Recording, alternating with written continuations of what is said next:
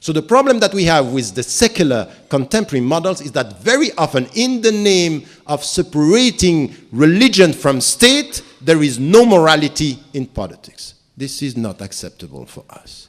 What we want, and you know what? Now people are coming back to this. We need more ethics in politics. Why? Because economy is so powerful that now we have the president, the former president Nicolas Sarkozy, telling us we want to moralize capitalism. Welcome. So that's not possible. That's just even. But what is very important? Moralizing, to put some ethics in economy. So this is what we are saying, and the Muslims should get it clear. Instead of struggling against the secularists, the very important point is, tell me, which principles and what is the ethical ground that you have in the way you deal with politics?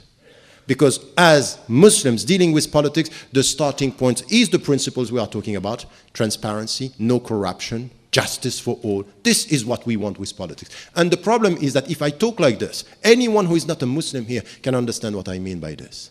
Ethics in politics. You are Christian, you are Buddhist, you are whatever, you come and you understand that we are basing this on our ethics. And it's normal for a Christian to come with his or her ethics. Now we are discussing about our contemporary ethics. Do we have contemporary and common challenges? Of course we have contemporary and common values. Many of the people here are seeing what is happening, and they are not happy with the world culture, they are not happy with corruption, they are not happy with the behaviors of the people. We have common ground on ethics. Let us come with this and reconcile politics and democracy with the ethical ground which is necessary. So the way we want to challenge the secularists is not by coming with, oh, we are having, everything is the same in Islam. Yes, it's all connected, but it's not confused. You get the point? It's connected.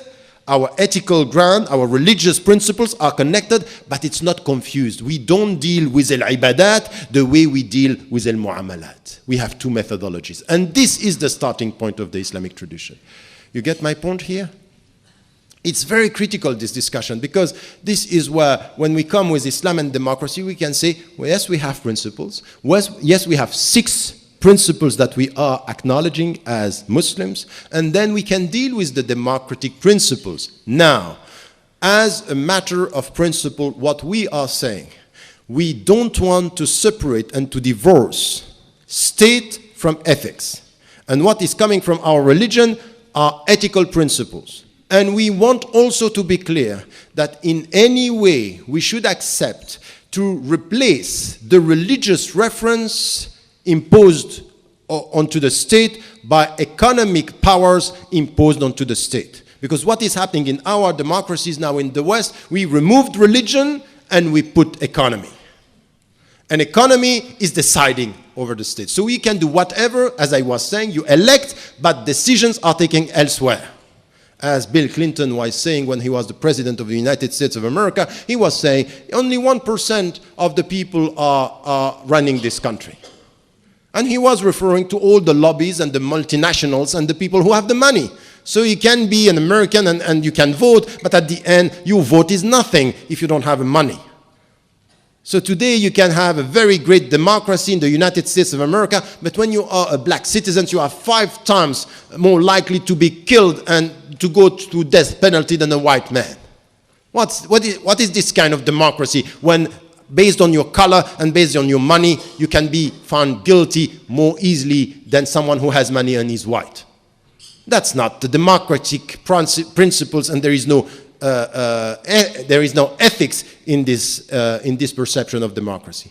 So we have to improve in this and to understand what we mean. So when I'm talking about Islam and democracy and with all these principles, this is where we come with the principles and we say 2 things. First, we don't differentiate and we don't want to divorce between ethics and politics. This is one. And the second is, as I said, the principles might be the same, the models should be national, based on the narrative, based on your society. So now your society is not the same as even the Indonesian society. You need to find your model. You need, in fact, to improve your model to suit what is happening, within the country.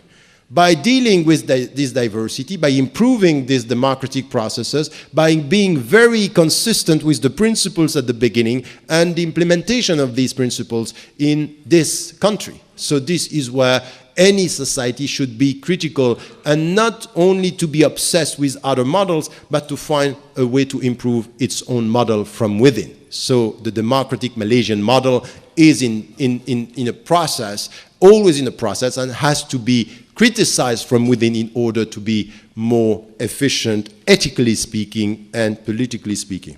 Now, with all this, and that comes to my conclusion connected to human rights now, I think that what is very important as well is that for years, and once again, we need to get that right. For years, the Muslims in the Muslim majority countries and even the Islamic parties, and even it was the case here, but also in the Arab world, were saying human rights is coming from the West. It's not really our business. It's not really us. It's another philosophy. And once again, and some came with an Islamic Universal Declaration of Human Rights.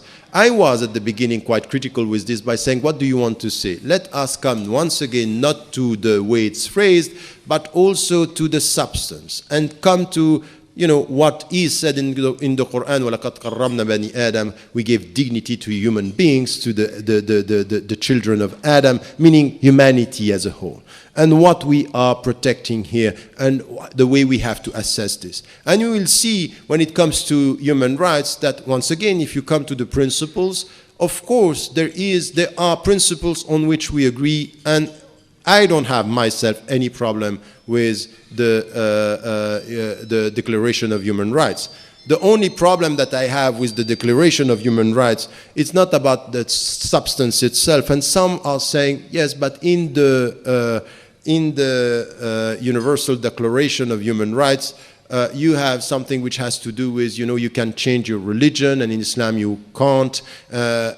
I'm challenging even this by saying it might be that you don't have the only Islamic position on this, because the people who are saying if you change your religion you should be killed are taking one position among the scholars. There are many positions, and one clear position on the 8th century by saying the Prophet, peace be upon him, never killed someone because he or she left his or her religion. It never happened. It happened because the people at that time were in fact war betrayers. They were changing camps just to take information and to come back and to betray the community on this very specific situation. But in the book I wrote on the messenger, peace be upon him, I'm quoting many situations where the Prophet, peace be upon him, never killed anyone, and he just left the people. And we need also to understand that there are many opinions among scholars, many positions that are coming from scholars. So I may accept someone who is telling me, I have this very close to me in my life, people who think, no, we have to be strict on this.